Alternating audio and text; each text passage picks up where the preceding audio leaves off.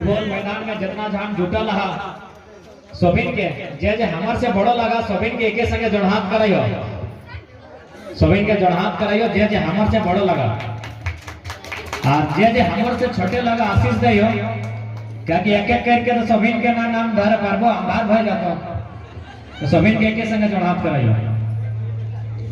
और साथ ही साथ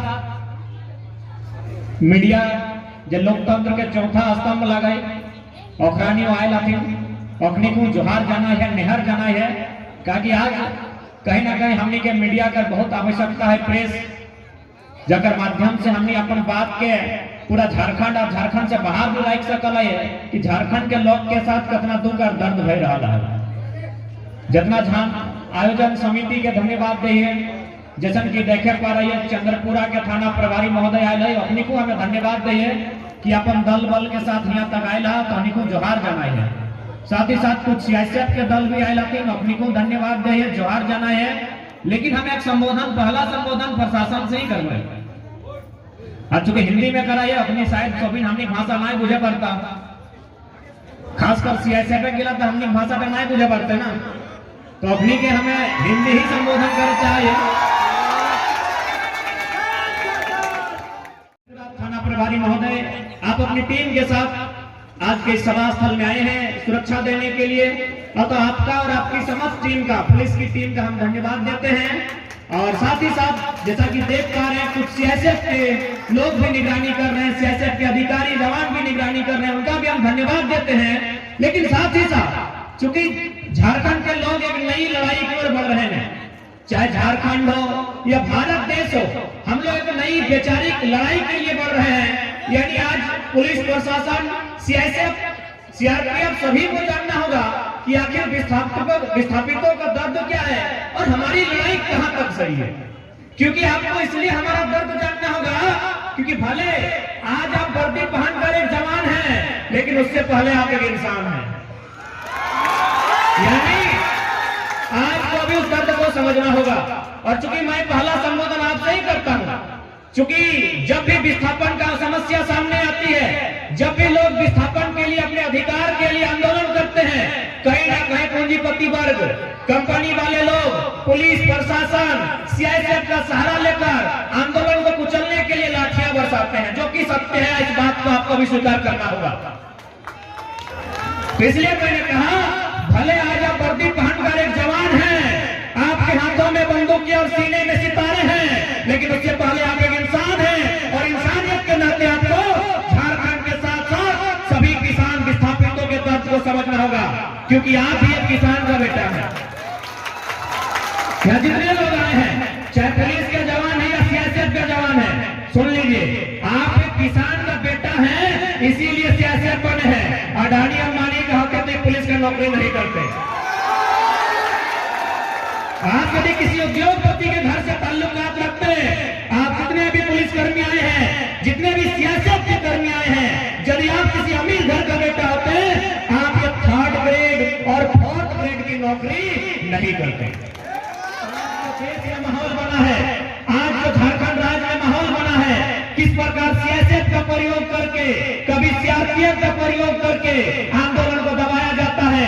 गरीब असहाय लोगों पर लाठी बजाई जाती है उन्हें लाठी से पिटवाया जाता है। इसलिए आज इस बात को रख रहे हैं ताकि जब भविष्य में आपकी लाठी चले तो धीरे चले क्योंकि आपको भी आभास करना होगा ये आंदोलन कितना सार्थक है। इस आंदोलन से हतोत्साहित लोग जो लोग पीड़ित हैं विस्थापित का दर्द झेल रहे हैं जिन्होंने अपनी जमीनों को दान दिया है बड़ी बड़ी कंपनियों को आज उन्हें मिला क्या है। आज ऐसा नहीं है कि आपके हाथों में सिर्फ बंदूकें हैं कभी कभी मोबाइल फोन भी आता होगा एंड्रॉइड मोबाइल आप लोग भी रखते हैं तो उस एंड्रॉइड मोबाइल को खोलते भी होंगे तो आपके हाथों में उसी मोबाइल में कभी हजारीबाग के गोमलपुरा का न्यूज भी मिलता होगा कभी गोड्डा के अडानी प्लांट का न्यूज भी आपको मिलता होगा। उस न्यूज को आपने पढ़ा होगा कि किस प्रकार कंपनी खासकर अडानी किस प्रकार गलत तरीके से जबरन उनकी जमीनों पर कब्जा करती है उनके घर के बाहर एक नोटिस चिपकाती है कि इन जमीनों को हमें दे दीजिए यहाँ हम विकास के नाम पर कंपनियां लगाएंगे।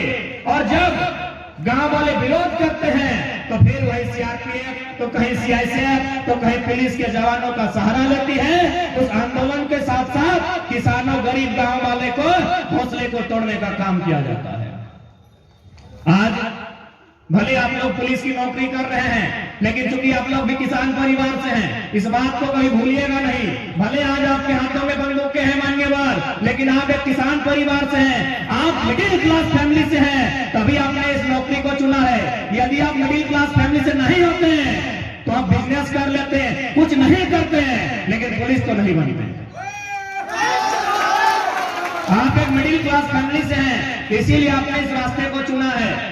इसलिए आज आपको इस सच्चाई को आपको भी जानना होगा कि आज झारखंड में वास्तविक चल क्या रहा है।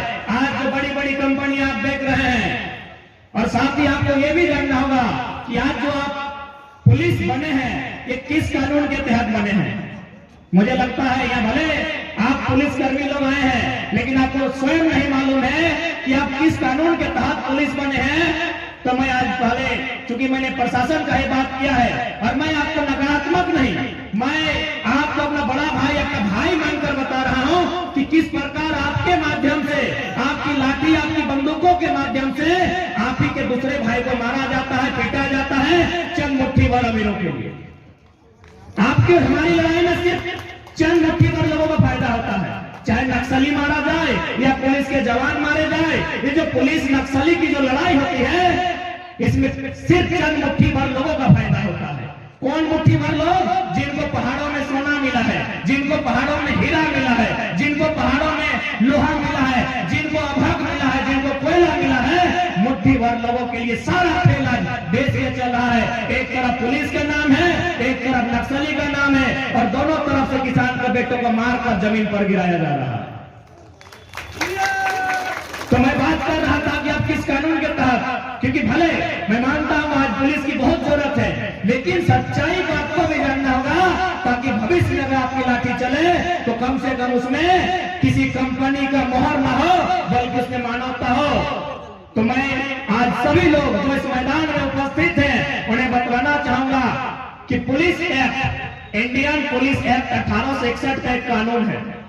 1860 में कानून बना था इंडियन पेनल कोड, जो आज हम धाराएं पढ़ते हैं, 107, 307, 302, 353, 153, 420, 421 जो धाराएं हैं, ये 1860 इंडियन पेनल कोड की कानूनें हैं। उसके एक साल बाद एक कानून बनता है इंडियन पुलिस एक्ट। अंग्रेज बहुत चालाक थे, अंग्रेज बहुत चालाक थे।